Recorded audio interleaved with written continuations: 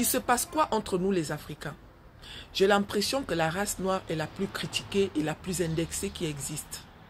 Le problème, c'est qu'entre nous-mêmes, là, il y a déjà des gros problèmes parce qu'il y a des problèmes entre certains pays africains en ce moment. Ça s'insulte pour une histoire de papier, pour une histoire de vous êtes venus chez nous comme ci, vous êtes venus chez nous comme ça, là, alors que nous sommes tous africains, nous avons tous la même couleur de peau. C'est juste dommage en fait. Ça veut dire que quand on vient en Europe, on nous chasse pour une histoire de papier. Et en Afrique aussi, entre nous-mêmes, on se chasse pour une histoire de papier.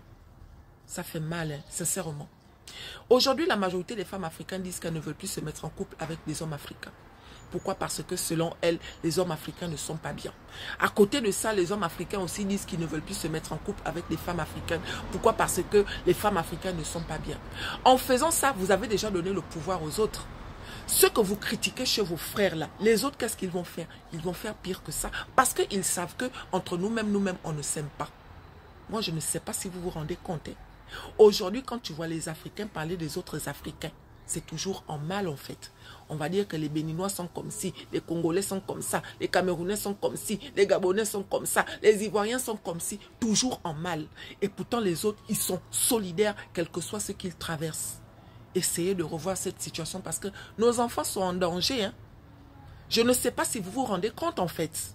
La guerre que nous faisons entre nous là, c'est une façon de donner le pouvoir aux autres. Les autres vont continuer à nous contrôler.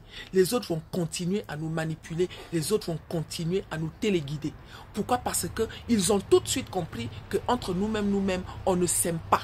On ne peut pas rester ensemble. Donc, qu'est-ce qu'il faut faire? On va toujours faire comme si on était mieux. Comme ça, à côté de ça, on va réussir à prendre le contrôle.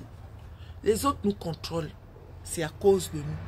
Pourquoi? Parce qu'entre nous-mêmes, là, on ne se supporte pas. On croit que les autres sont mieux. Et à côté de ça, les autres vont continuer à faire semblant comme s'ils étaient mieux pour mieux nous gérer. Je ne dis pas que les autres sont mauvais, mais tu ne peux pas te détester et aimer l'autre plus que toi-même. Ce n'est pas possible. Tu détestes ton frère et tu crois que l'autre est mieux. Ce n'est pas normal. Eux aussi, ils voient tout de suite que si on ne s'aime pas entre nous, jamais de la vie, on va les aimer. Pourquoi? Parce qu'on n'a déjà pas confiance en nous-mêmes. Mes frères et sœurs, essayez de revoir cette situation parce que ça craint.